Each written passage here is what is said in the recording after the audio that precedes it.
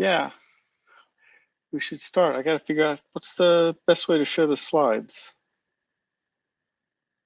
This window?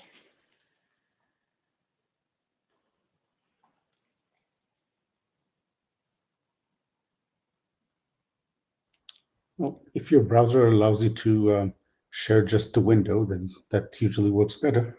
Yeah. All right.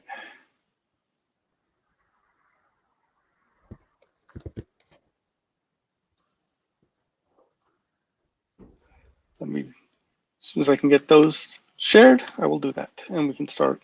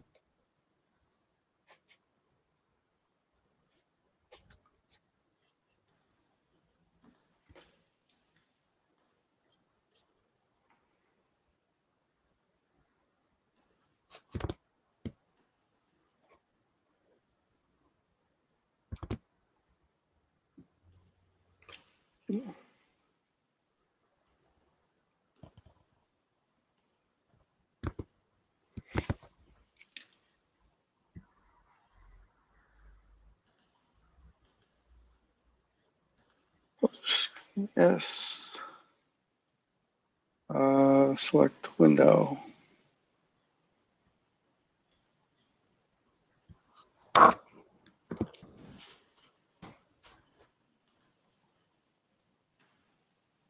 All right, is that working now?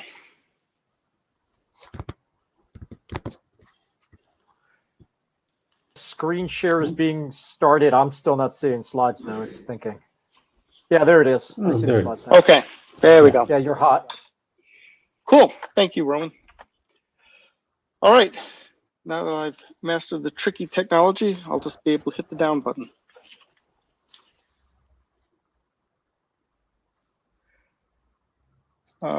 Okay. Welcome everyone to Acme. We have a few presentations, about an hour. So let's, I know we all wanted to be in Bangkok, but instead we're all on video. So be it. You have all hopefully seen the note well before. It describes how the IETF operates, what your rights and privileges and responsibilities are. By viewing this via MeetEcho, you have signed on, entered into, signed the blue sheet, and therefore a legally binding document should we all get sued. So don't worry about it. Administrative tasks.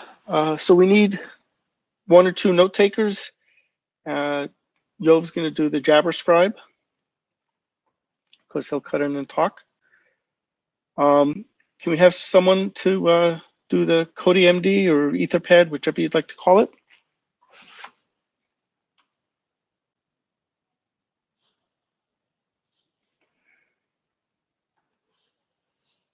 We'll be stuck on this slide until we get some volunteers.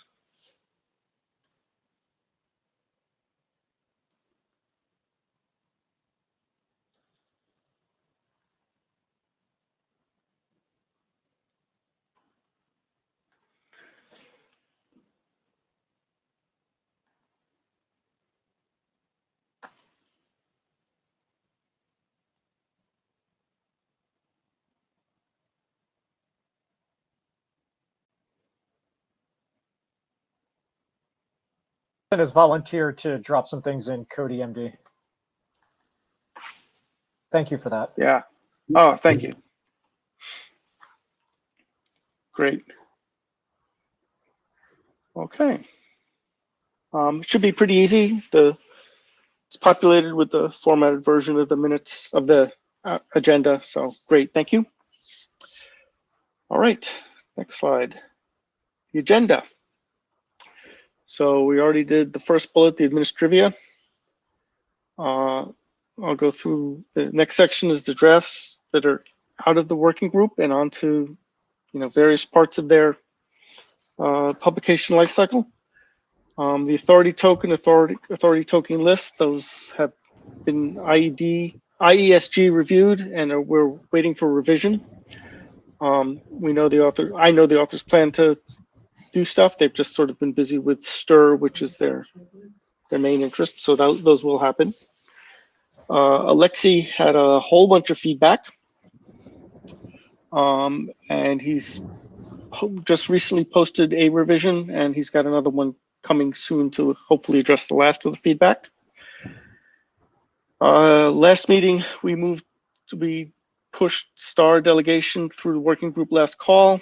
I have to do the Shepherd's write-up and hit the forward to the ISG button. I will do that shortly. Drafts in progress. Jump in. Yeah. Hey, Rich, if I could just jump in on the first two documents around authority token. They're actually not with the IESG. They're still actually with me. So I'm waiting. I'm sorry, you're right. Waiting for the revisions. Yeah, we haven't made it that far yet. Got it. Yep. Thank you, Roman. Yes. So they are waiting for. They've had the AD review, and he's requested some revisions, reasonably so. Outlook notice.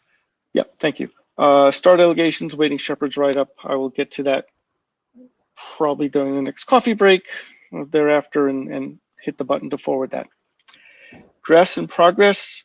Acme client and the Acme integrations. We have presentations from Owen Friel about the updates on those. DTN node ID was published as a working group draft, has had no other changes, and I don't believe Brian is here, so I don't think we'll have any talking on that. Some new documents were submitted for working group consideration. One on subdomains within Acme. We'll be talking about that. Onion routing was submitted by Roland Shoemaker, who has left Let's Encrypt and moved on to another job, and I haven't been able to track him down, so I don't think we'll be having anything on that. I encourage anyone who is interested in Onion stuff, and I'm trying to solicit some volunteers, to consider picking it up. Otherwise, we'll just have to consider it abandoned. Service discovery, we'll have a presentation, and related to that is, I guess, the server capabilities, and that will be coming from Fraser Teasdale. So, any bashing of the agenda? Well, Kathleen is not here, but she asked to get feedback on her draft. I guess it means integrations. Yes, good integrations, and actually, I think her draft was an Acme client. No? But okay. But then I think it was merged. Anyway, she wants to know if we think that's ready for a working group last call. Okay, so when we when Owen presents on integrations, we'll talk about that.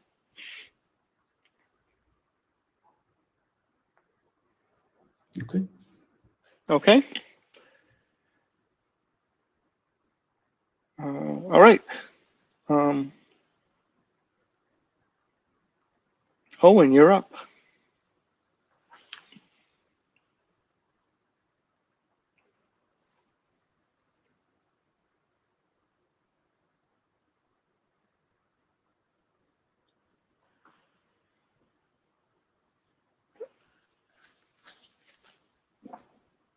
And Richard, Owen, Michael? Can you see and hear me? I think I'm talking. Very faintly. Very faintly. Is that any better?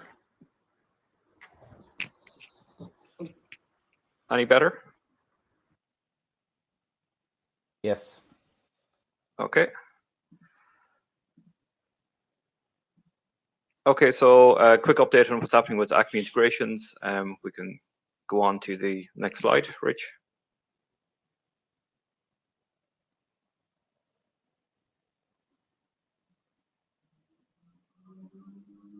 Rich, can you toggle to the next slide?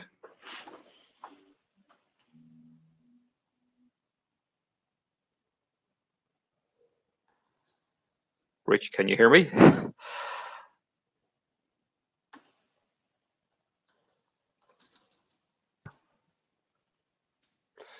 For what it's worth, I can hear you. Anyone hear me? I can hear you. Can you hear me? Yes. Yeah, I can hear you. Loud and clear.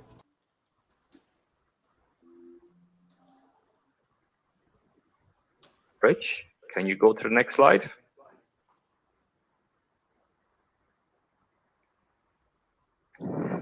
Well, I share. How about I share? Let me see if I can share. You can't as long as Rich is sharing, but I think I can.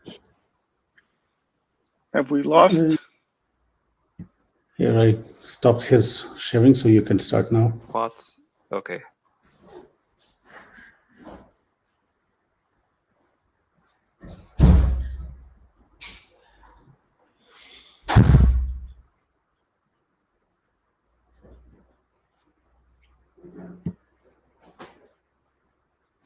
Oh, there it is. Okay.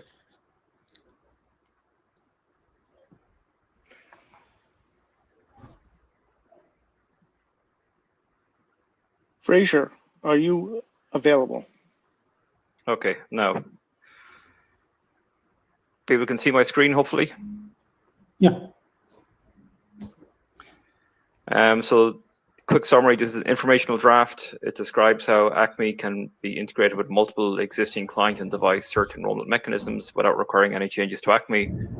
The three main things we're looking at is integration with EST, integration with Brusky and Brusky Cloud, which is really just Brusky with a default cloud registrar, and integration with TEEP.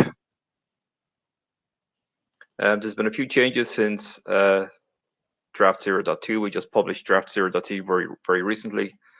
And we've added the security considerations, and this is a quick summary of what we documented. The first thing to consider is that Acme, this integrations draft makes no changes to the existing standards. We're just primarily referring to the security considerations that exist in the existing reference standards. But a couple of things we did explicitly call out. The Acme integration service could be configured with keys for DNS updates in order to handle Acme challenges.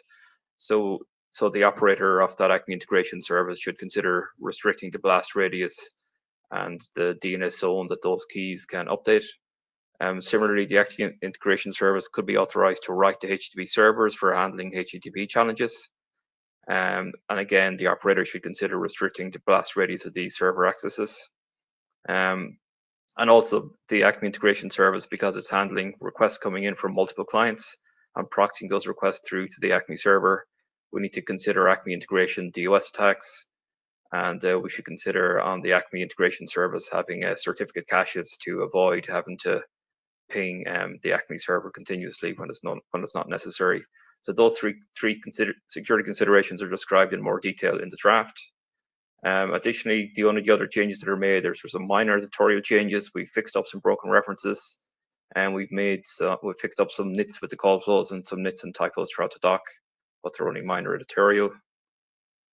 There's one discussion item I do want to talk about. It was brought up on some of the mailers a while back, but it didn't really go anywhere. And it's about CMC RAs, that EKU. So particularly when you look at Brusky, and it also mentions this in EST, that when EST or Brusky goes to enroll for a certificate, when the EST or Brusky client goes to enroll for a certificate against the EST or Brusky service, the client or the pledge should check for the CMC RA EKU. And what I've quoted there is the explicit text from EST, the explicit text from Brusky that outlines how the CMC RA should be checked. Now, when you consider Acme says nothing about EKUs at all. And currently, if you look at, say, the Boulder implementation for Let's Encrypt, Acme server policy and server implementation decides what EKUs to accept and to include in CSRs. So when we're looking at EST or Brusky integration with Acme, we just need to think about if the registrar itself is going to be enrolling automatically with Acme to get its own identity certificate. Should that registrar be requesting a CMC RA from ACME? Currently, Let's Encrypt won't give out a CMC RA EKU. And what does that really mean when you're getting a certificate from a public ACME certificate authority such as Let's Encrypt? And should the pledge really be checking for this anymore? So that's just a general discussion point that we probably need to bring to the Brusky Anima mailers and the IoT onboarding mailers, but I just wanted to call it out here because we don't have a good answer for this yet. We haven't thought about it deeply enough.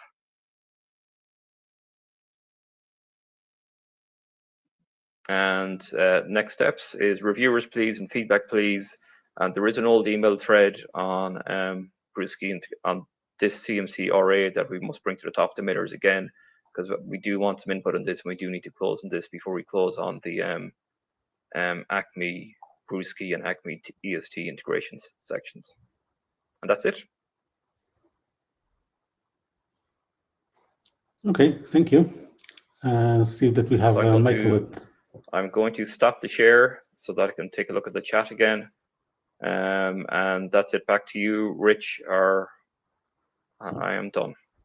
No, you're not, because we have a question for Michael.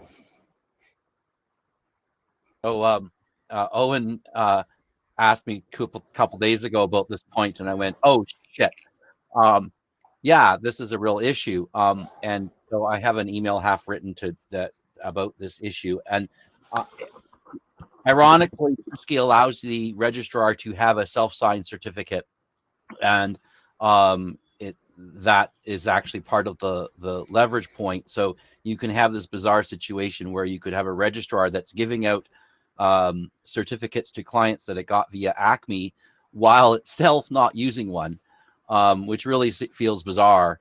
So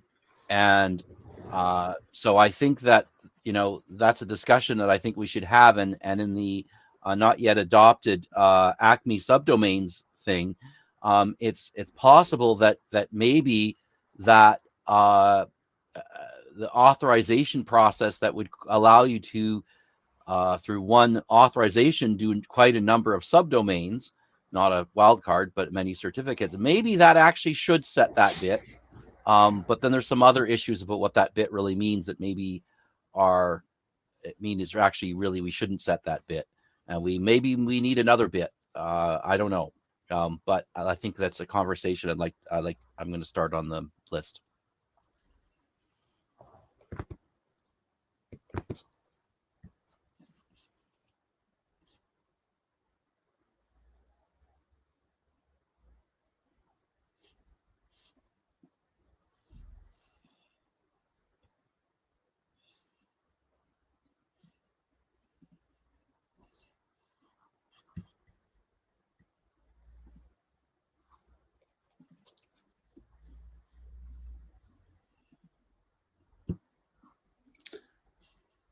Okay, thank you, Owen.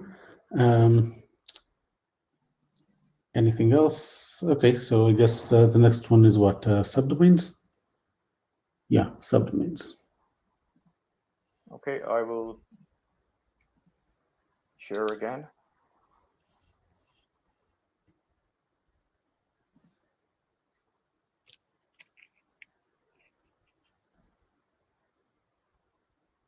So, Rich, I think you need to, one of the chairs needs to approve me. I just requested share. Oh, okay, I just granted. Okay.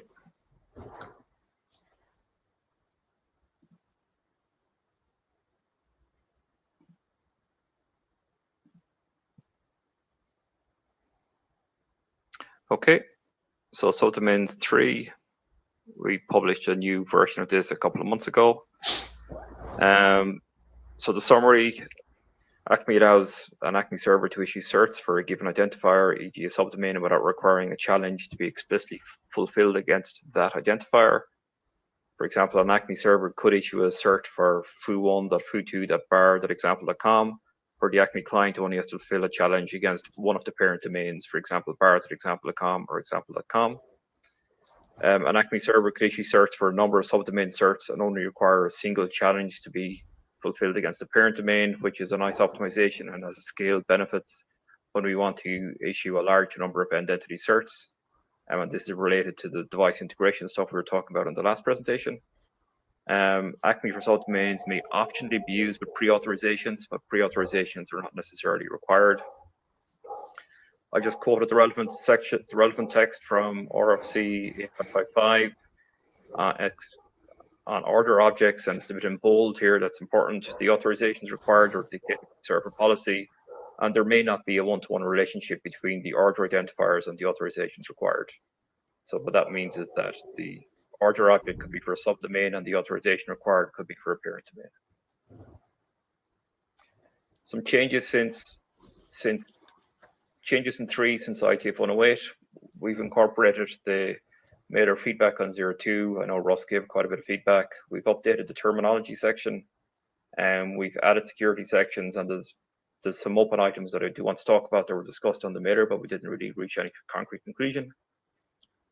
And just for terminology clarification, what I added was some CA browser forum baseline requirements definitions. I referenced these for base domain, domain name, and domain namespace. And just for clarity, what I'm defining a subdomain as is a domain that is in a domain namespace be given parent domain, where domain namespace, domain name, and parent domain are the CA browser forum definitions. Security considerations, we've added quite a bit here, but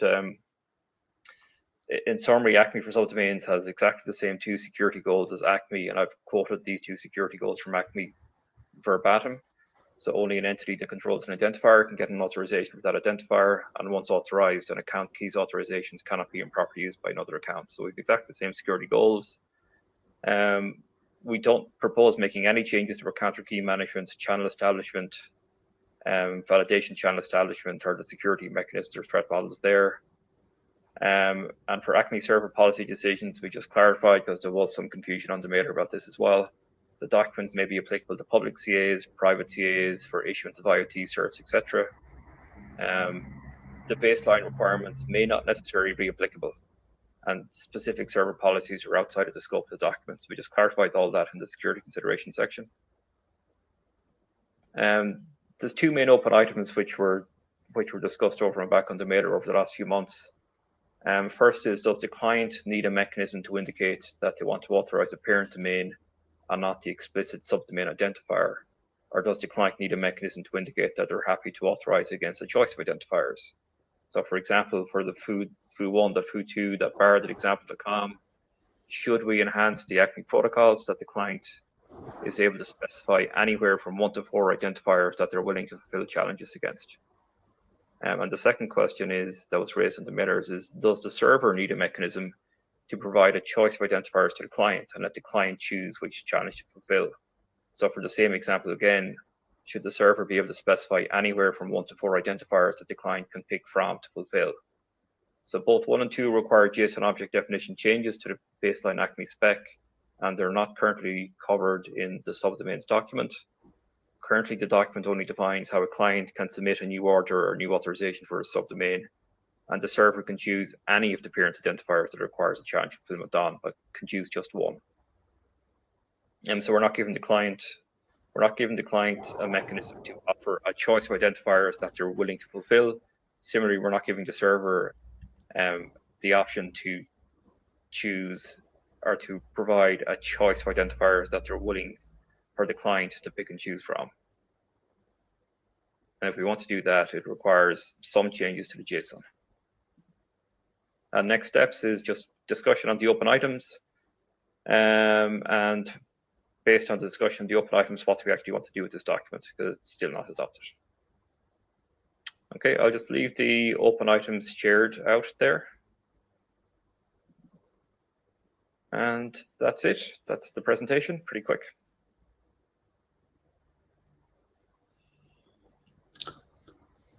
Any comments? Because I know there were comments in the Jabber room.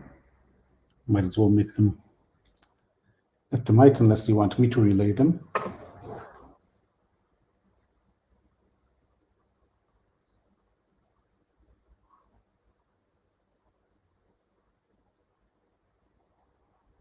I can see the comments in the chat room seem to be about the previous one where we're asking about RA EKUs, right? So So that's the open question from the integrations one. That slide that popped up, the integration to CMCRA, and currently ACME says nothing at all about EKUs. It's entirely up to the server policy, and we actually don't know whether. I don't know whether we need to try and explicitly extend the ACME spec to see anything about EKUs you're requesting, or explicitly extend the spec so the server can advertise what EKUs it's willing to offer. But we're not proposing that because we haven't really discussed the EKUs specifically for the CMCRA on the emitters at all yet. So at the moment, we're not proposing or suggesting any changes to ACME to do with EKUs. And currently that policy is just ACME internal server policy.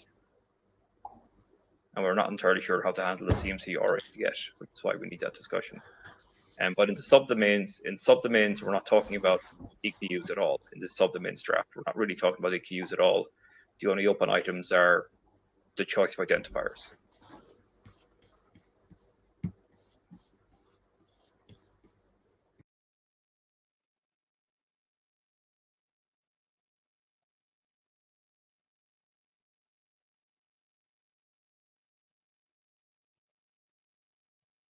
So is anyone any opinions or comments on these two open items for subdomains that were, I think it was it Jerome and Ryan who raised these subdomains? Possibly, I'm trying to recall.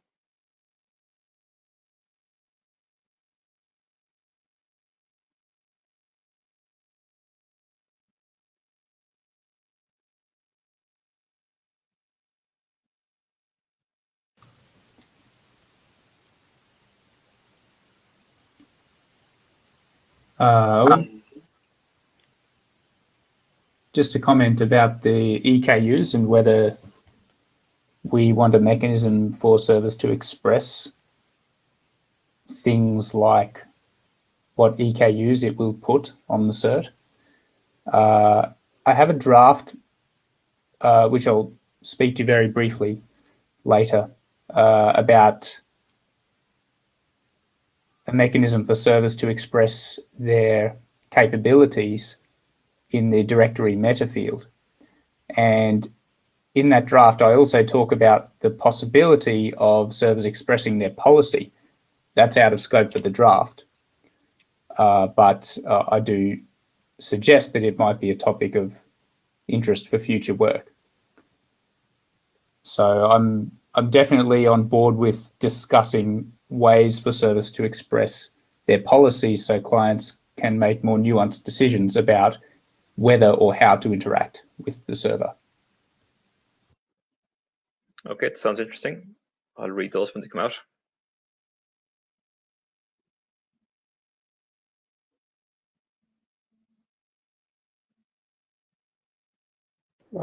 To move forward, Owen, maybe just start 2 email threads, one on each open item, and let's see what the group says, if anything. Okay. Okay, I'll stop sharing. I'm finished. Thank you. Brian Sipos, you want to give an update? We missed earlier that you were here. Sorry.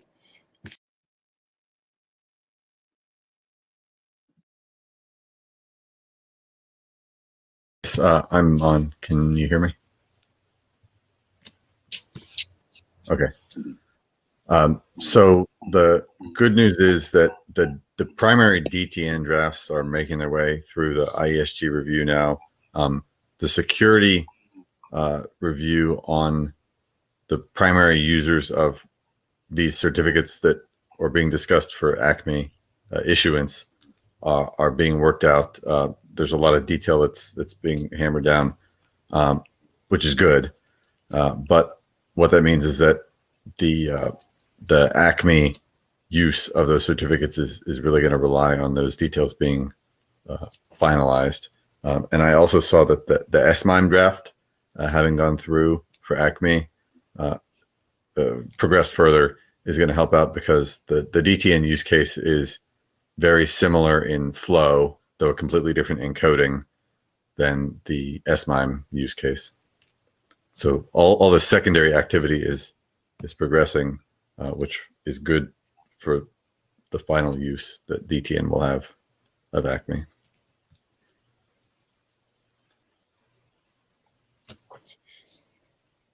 But that means no change to the draft in the very near term.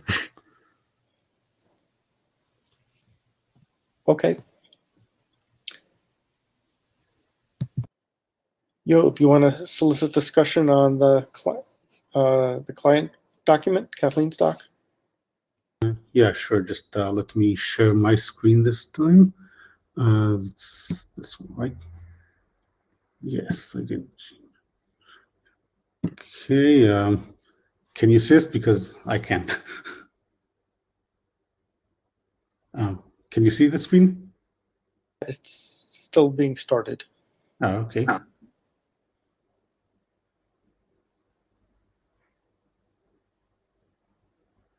So let me know when you can see it.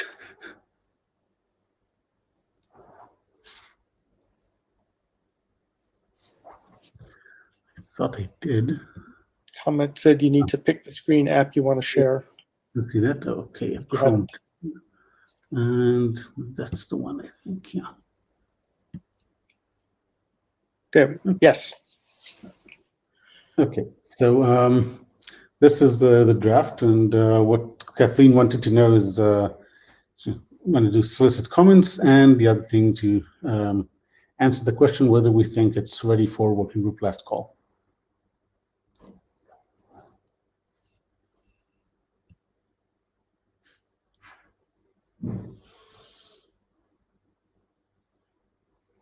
So, anyone?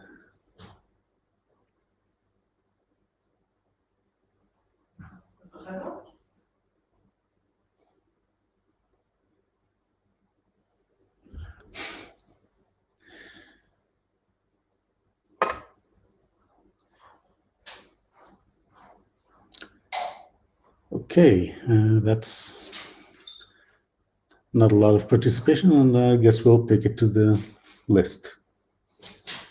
I'll just stop my sharing.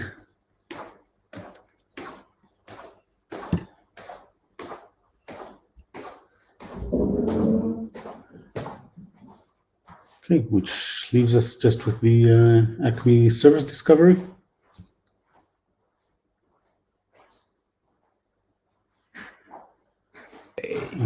So I need to start a screen share.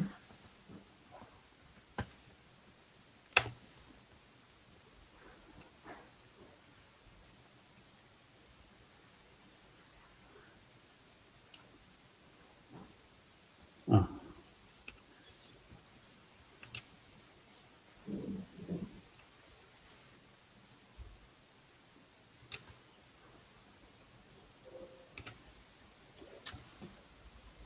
Okay, back to the beginning. So just presenting my draft for a service discovery mechanism for Acme. So why do we need service discovery?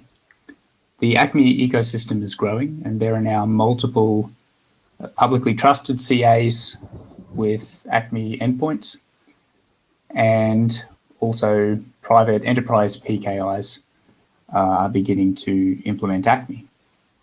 So we have environments that may have access to multiple Acme servers. Furthermore, we're standardizing new kinds of identifier types and validation methods.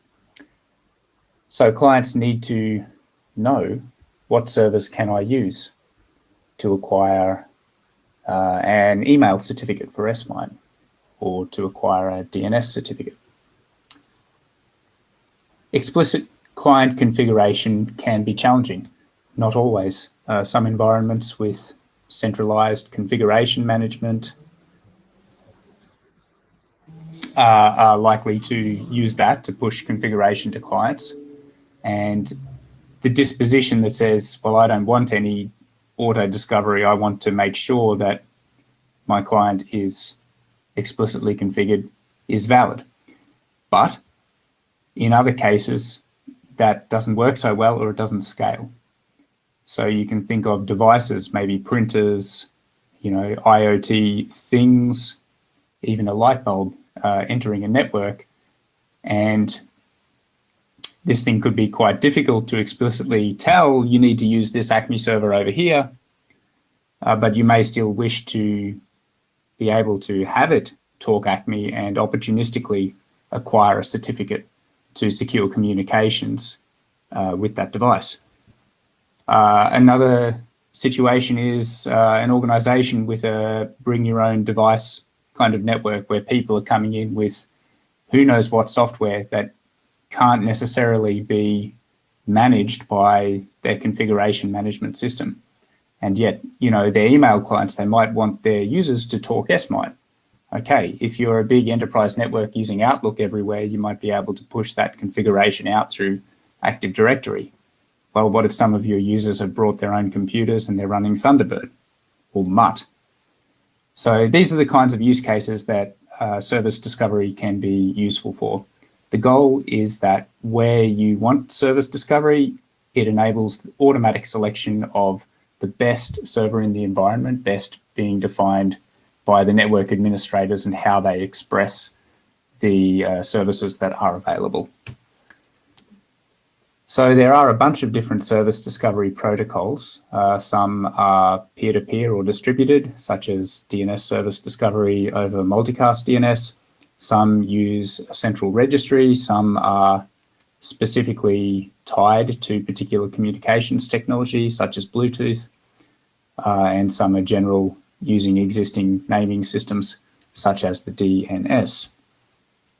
So in the enterprise environments, DNS SRV records have been used for a long time for auto discovery of LDAP servers with the organization's directory, the Kerberos key distribution centers, mail servers, and probably other things that I don't even know about.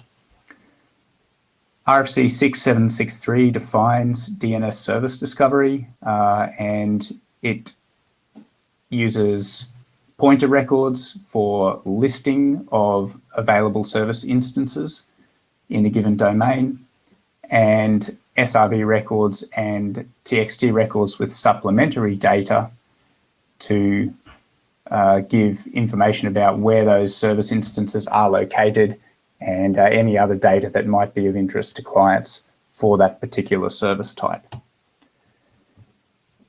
So Acme Service Discovery is built upon DNS Service Discovery, or DNSSD.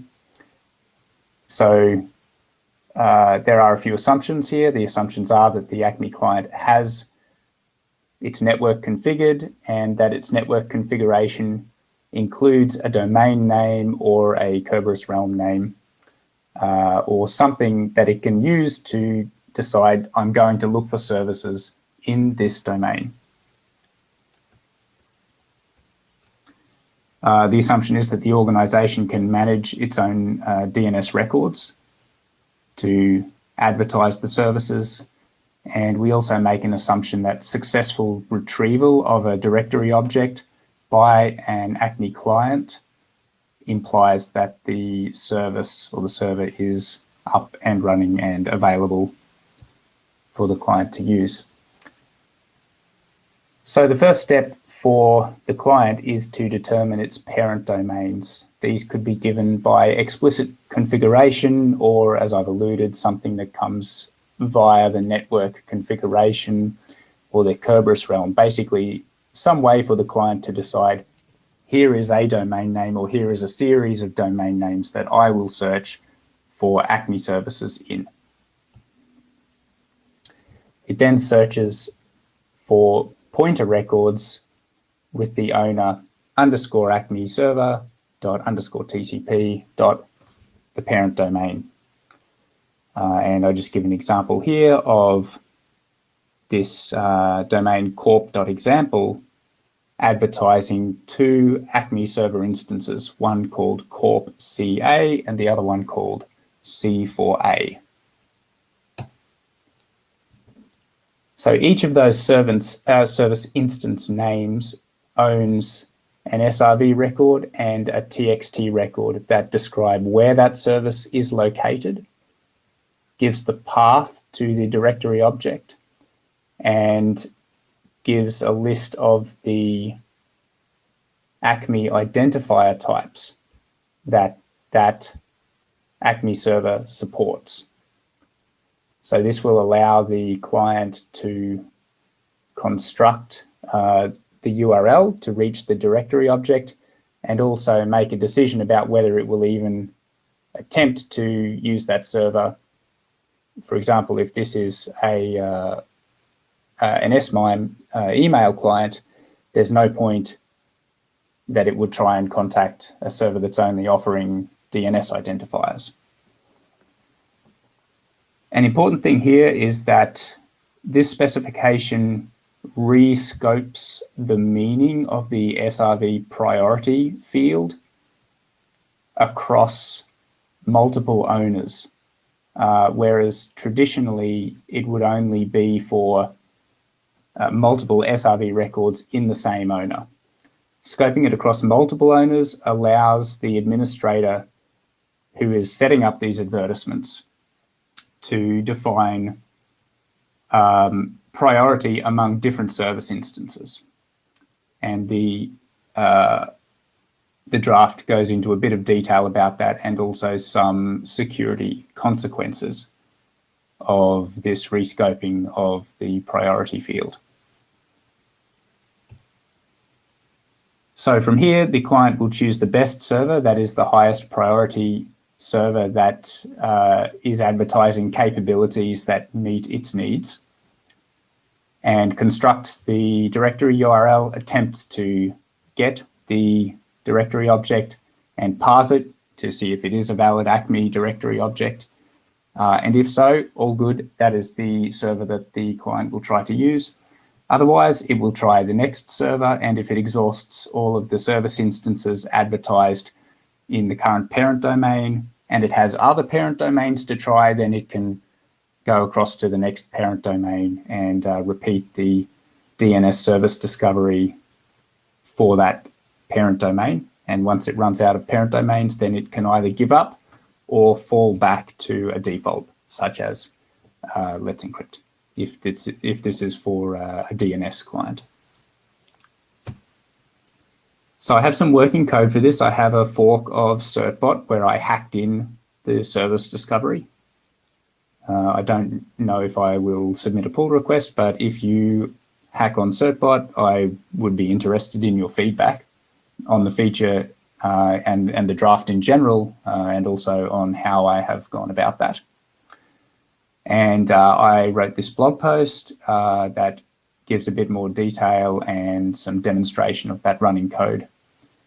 And if there is time, and if you really want to see it, then I can do a demo for you today, but I'd probably rather start just discussing some of the things that need discussion in this draft. So I'm very interested to hear what other people think about this rescoping of the semantics of the SRV priority field. We also need to think about multicast DNS. So DNSSD works for multicast DNS and unicast. This specification restricts it to unicast unless there is explicit configuration telling the client that it can do it on multicast. But I think we need to restrict service discovery to domains not ending in .local, and we need to restrict or filter out service instance names that end in .local as well, so that ACME clients performing service discovery don't inadvertently accept service instance names that have been advertised over multicast DNS just in a first come first serve basis by peers on the local link. The security considerations talk about DNS security. I'm curious whether people think it's worthwhile or important to mention DNS over TLS and DNS over HTTPS. I see in the chat, Rust, does .home have similar concerns? Yes, possibly, stroke probably. And yeah, the whole question of parent domain selection, this draft does not seek to specify or constrain how clients would do this, but I would like to give good examples of how a client could do this that aren't completely insecure and a terrible idea, because people will sometimes mindlessly follow the examples. So yeah, we just don't want to give people loaded foot guns. So the next steps is for people to give feedback and for the working group to consider whether you would like to adopt this draft. I have the source for this draft in a GitHub repository. The link is there. And you can create issues there, submit pull requests if you wish. I'd be very happy to collaborate with people to improve and advance this draft. Brief note on other work. I have another draft. I don't want to elaborate it much today. That can go on the mailing list, but it's about giving servers a way to express their capabilities in the directory object. So this is not related to or required for service discovery, but it is another way for clients to make a decision earlier on about whether a server is suitable to be used by that client, rather than just trying to submit an order for a DNS name to an S/MIME ACME server, for example. I'm also curious if anyone is interested in working to specify SRV name support for ACME. This is something we've talked about a little bit at Red Hat. We think it would solve some problems that we have. Obviously, this would need to go hand in hand with proper support in popular TLS libraries for SRV name verification as well. But we have people at Red Hat whose whole job it is just to work in maintaining OpenSSL and NSS. So, if we agree it's a good idea, then where there's a will, there's a way. But again, that's something we could probably discuss on the mailing list. Just wanted to flag it as something that we're interested in. And that's all. Thank you.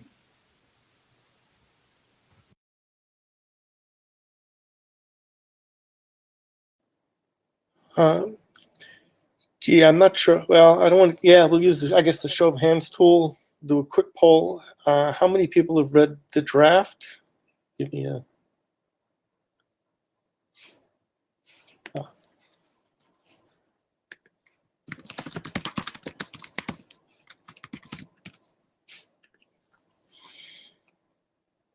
raise your hand if you have. Do not raise your hand if you have not.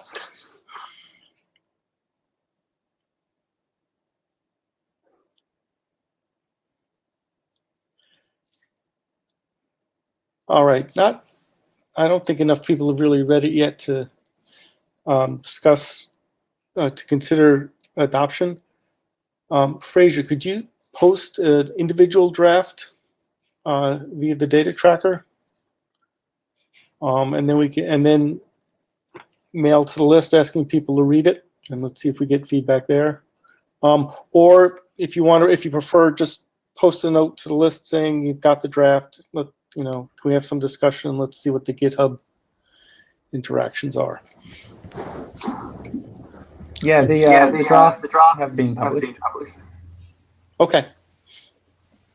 So I'll just follow up with the mail to the list. Okay. Yeah, there is some good feelings about the idea, if not the particular draft on the Jabber room. So there is interest in doing this, maybe in ACME. Yeah, that was going to be my comment. Since we have a queue here, I'm popping in. So this is Richard Barnes from Cisco. I think this is a really good idea. I think this is a problem that is worth solving, that is certainly emerging in some enterprise use cases. I've seen some of the same challenges I expect Fraser has seen. I haven't looked in detail at the exact mechanism for discovery here. So I agree there's a need for some sort of discovery here. I haven't looked exactly at the details of the DNS-based thing here. The main thing I think worries me about this is the choice of the starting point, the name you use for lookup.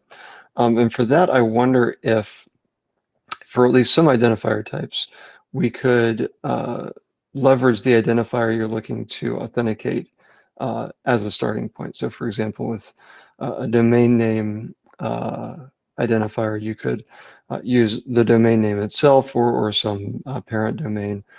Or for email address identifiers, you could potentially use the domain of the email address as the starting point, with appropriate underscore prefixes.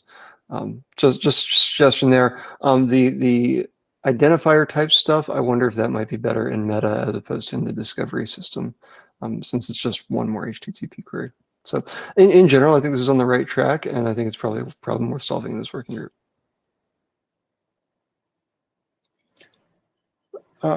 Mark, you're next. Bauschke.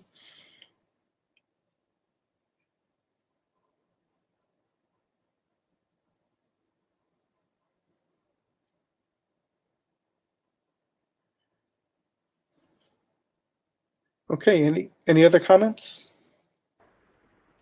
I guess all the others in the queue wanted to say essentially the same thing as Richard.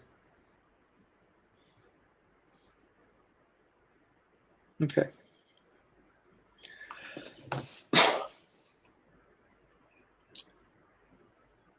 All right. We have hit the end of the agenda. And this is the any other business part. Yeah, normally we'd be like, okay, let's rush to get the cookies. Oh, Mark said he agrees with Richard, so okay. But since any cookies are either in the wrong time zone or have to make them yourself, is there any other business? It's always the right time for cookies. Yes, Daniel. Hi there, Daniel Gilmore. I realize I am way behind on keeping up with what's going on in Acme, and I recognize that the S-MIME draft is very far advanced. But recent discussion on the LAMPS mailing list suggests that a preferred configuration for email users is to have two certificates. That is, one for encryption and one for signing. And I'm trying to find in the S-MIME draft how it deals with a dual certificate situation, and I don't see it. So I'm wondering if I'm just missing it, or if this is something that we need to actually think about for S-MIME. I don't mean to pull it back when it's this far advanced, but I'm just trying to figure out how I would do that. As a mail user agent implementer, how I would get a dual certificate, like dual certificates like that.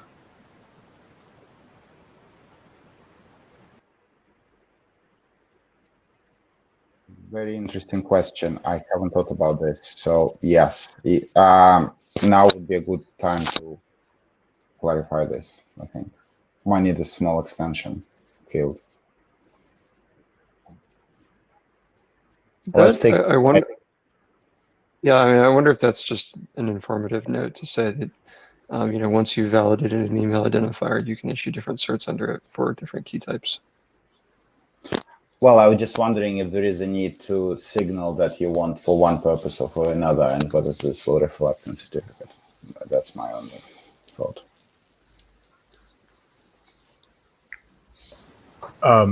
I will raise this on the Acme mailing list, I suppose. I'm not. I apologize for being, for it being this late in the process, but I'm not sure how to get that done.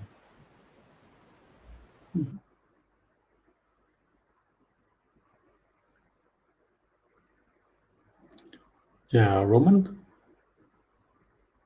Per DKG's feedback, if we want to talk about it a little bit on the mailing list and come to some agreement, we can just bring the document back. I mean, happy to do it.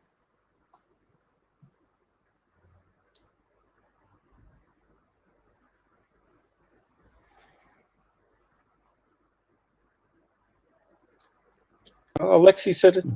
I have him in the notes. It's a good question. So Daniel, bring it up, and we'll give Alexi first whack at it, I guess.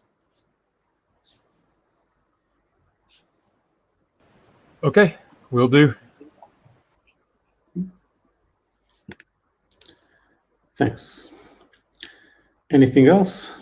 Any other business?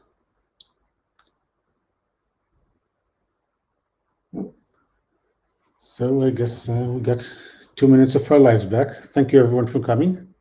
No need to sign the blue sheets because they're generated automatically.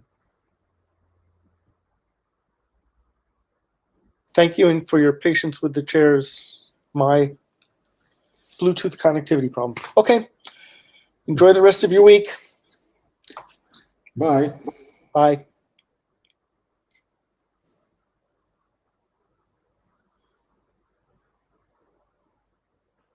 Thank you, Benson.